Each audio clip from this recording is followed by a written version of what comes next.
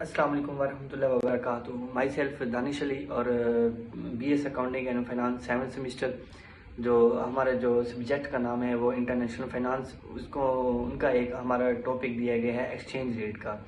Exchange rate को हमने आज डिफ़ाइन करना है, उसको एक्सप्लेन करना है, उसके एडवांटेज, डिसएडवांटेज, फैक्टर्स, उसके टाइप्स वगैरह हम आपको सारी इस वीडियो में बताएंगे। सबसे पहले मैं आपको इसका एक्सचेंज रेट का इंट्रोडक्शन बता देता हूँ। इंट्रोडक्शन ये होता है, एक्सचेंज रेट का मतलब ये होता है, एक्सचेंज रेट से मुराद ये होता है कि एक कंट्री की करेंसी दूसरी कंट्री की करेंसी के मुकाबले में होती है। जैसे ये इंटरनेशनल ट्रेड और फाइनेंस का एक बहुत अहम हिस्सा होता है। और इसके लिए ना जब लोग मतलब अपनी एक कंट्री से दूसरी कंट्री में बिजनेस करते हैं तो इसके लिए अपनी करेंसी को एक्सचेंज करना लाजमी होता है। इस सारे प्रोसेस को जो एक्सचेंज रेट होता है ना वो कंट्रोल करता है। तो बाकी इसका एक मीनिंग मैं बता दूं एक्सचेंज रेट का। एक्सचेंज रेट से मतलब एक्सचेंज रेट ये बताता है कि जब एक मतलब कंट्री दूसरी कंट्री के मुकाबले में, मतलब कि अगर दूसरी करेंसी में कन्वर्ट करने पर मतलब कितनी अमाउंट हमें मिल सकती है। मतलब जब हमारी कंट्री की करेंसी जो है हमें अगर दूसरी कंट्री की करेंसी में कन्वर्ट करें तो हमें कितनी पेमेंट मिल सकेगी। हर कंट्री की अपनी करेंसी होती है। जैसे मैं आपको बताऊं, पाकिस्तान में रुपीस चल रहे हैं और अमेरिका में जो है वो डॉलर चल रहे हैं। तो इस तरह के ना मतलब के मीनिंग होते हैं, मतलब इसकी मीनिंग होती है। तो इसके बारे में हम इसकी एक टाइप बता देते हैं। जैसे एक्सचेंज रेट की टाइप्स होती हैं, तीन एक्सचेंज रेट की टाइप होती हैं। नंबर 1 मैं आपको बताऊं, एक होती है हमारे पास फिक्स्ड एक्सचेंज रेट।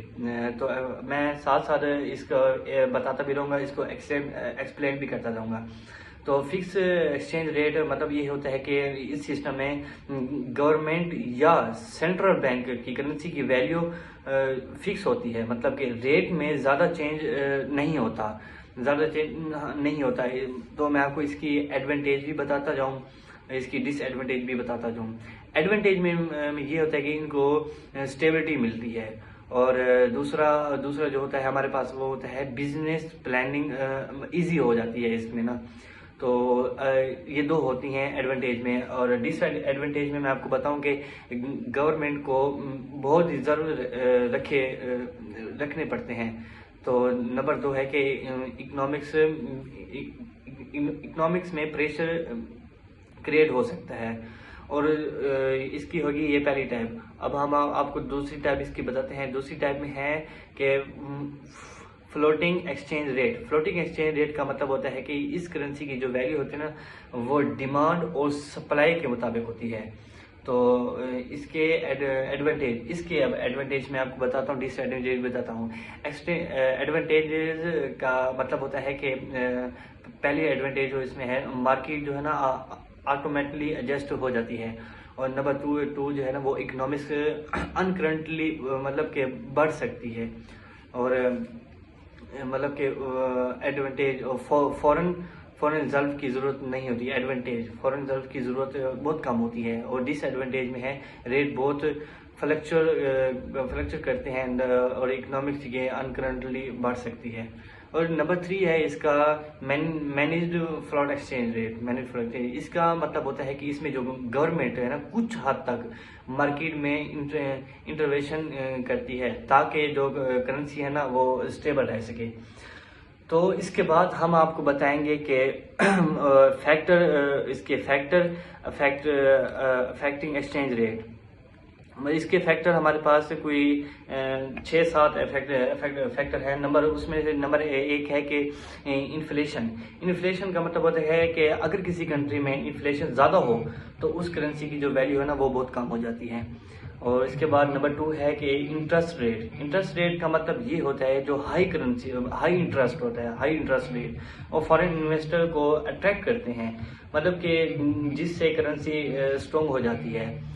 तो उसका वो तीसरा था फॉरेन इन्वेस्टमेंट मतलब कि ये होता है कि जब फॉरेन कंपनीज इन्वेस्टमेंट करती है तो करेंसी है ना वो करेंसी की डिमांड बढ़ जाती है। तो उसके बाद हमारे पास 5वां है गवर्नमेंट डेबिट। गवर्नमेंट डेबिट में ये होता है कि ज़्यादा कर्जा जो है ना वो इकोनॉमी को वीक करता है। ज़्यादा कर्जा हम ले लेना तो एक्सचेंज रेट का, तो उसको ना इकोनॉमी को वीक करता है और एक करेंसी वैल्यू गिर सकती है।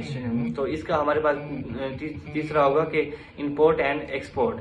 इंपोर्ट एक्सपोर्ट में का मतलब होता है कि अगर एक्सपोर्ट ज़्यादा हो तो फॉरेन करेंसी आती है और लोकल करेंसी स्ट्रॉन्ग हो जाती है। तो हम आपको बताएंगे। इसके बाद है हमारे पास इम्पोर्टेंस। करेंसी के जो इम्पोर्टेंट है एक्सचेंज रेट के जो इम्पोर्टेंट होते हैं ना वो हमारे पास होते हैं। इम्पोर्टेंस भी आई थिंक कोई 4-5 इम्पोर्टेंस ऑफ एक्सचेंज रेट होते हैं।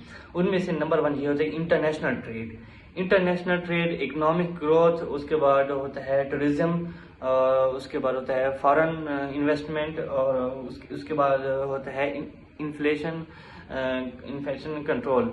अच्छा, तो जो हमारे पास है ना इंटरनेशनल ट्रेड होती है, हम आपको उसके बारे में थोड़ा सा बता देते हैं। जो हमारे पास इंटरनेशनल ट्रेड होते हैं ना वो एक्सचेंज रेट को इंपोर्ट्स और एक्सपोर्ट की पीछे डिसाइड करता है।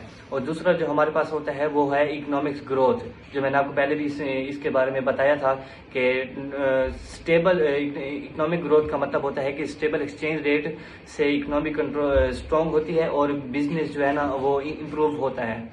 तो उसके बाद हमारे पास जो मैंने चीज़ आपको बताया वो है टेररिज्म का मतलब यही होता है कि करेंसी चीप हो तो फॉरेन टूरिस्ट ज़्यादा आते हैं, अगर करेंसी चीप हो तो उसके बाद हमारे पास फोर था कि फॉरेन इन्वेस्टमेंट का मतलब होता है कि जो स्टेबल एक्सचेंज रेट इन्वेस्टर को मतलब कि अट्रैक्ट करते हैं, अपनी तरफ खींच लाते हैं। तो उसके बाद 5वां हमारे पास है कि इन्फ्लेशन कंट्रोल का मतलब ये होता है कि जो हमारे पास करेंसी की जो वैल्यू है, करेंसी की वैल्यू जो उसकी प्राइस पर डायरेक्ट इफेक्ट डालती है। ये हमारे पास उनके पास इम्पोर्टेंट हो गए एक्सचेंज रेट के। और इफेक्ट मैं बताता हूँ एक्सचेंज रेट की इफेक्ट अल्हम्दुलिल्लाह। उसके बाद इफेक्ट होते हैं कि एप्लीकेशन ऑफ करेंसी। पहला इफेक्ट इसका ये हो गया।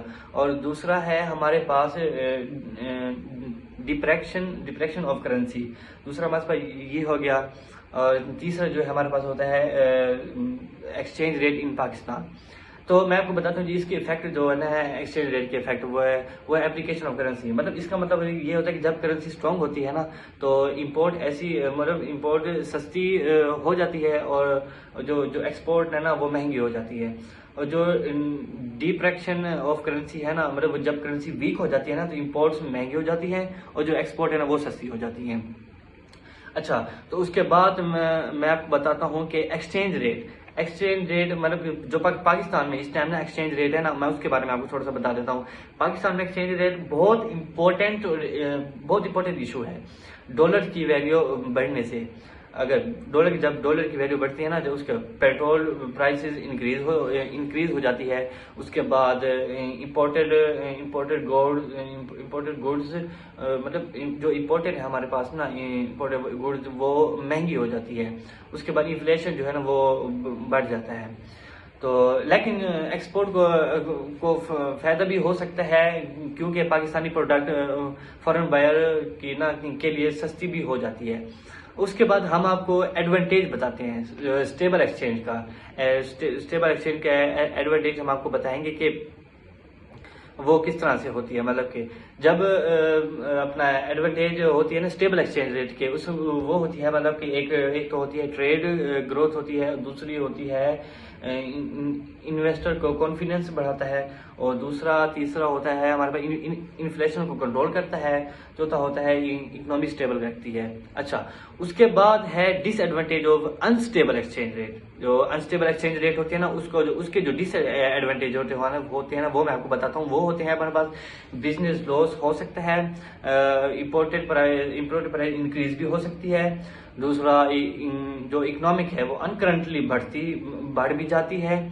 तो उसके बाद हमारे पास है कन्क्लूजन का मतलब होता है कि एक्सचेंज रेट मतलब कि किसी भी कंट्री की एक्सचेंज रेट किसी भी कंट्री की इकोनॉमी का बहुत ही इंपॉर्टेंट हिस्सा होता है। जो एक्सचेंज रेट के ना तो उसके बाद ये होता है कि ये ट्रेड और मतलब इंटरनेशनल ट्रेड और इन्वेस्टमेंट हो गया, उसके बाद हमारे पास इन्फ्लेशन हो गया, और उसके बाद इकोनॉमिक ग्रोथ होगी, और उनको मतलब डायरेक्टली इफेक्ट करता है ये एक्सचेंज रेट जो हमारे कंक्लूजन है ना। तो उसके बाद जो है ना स्टेबल है, मतलब एक्सचेंज इकोनॉमिक डेवलपमेंट के लिए जरूरी है। और जो है तीसरा है हमारे पास गवर्नमेंट मतलब वो गवर्नमेंट और सेंट्रल बैंक को इफेक्टिवली पॉलिसी यूज करनी चाहिए। तो उसके बाद ताकि जो ये करेंसी है ना, मतलब कि हर मुल्क की भी करेंसी हो गई वो स्टेबल रहे और इकोनॉमी को स्ट्रॉन्ग कर सके।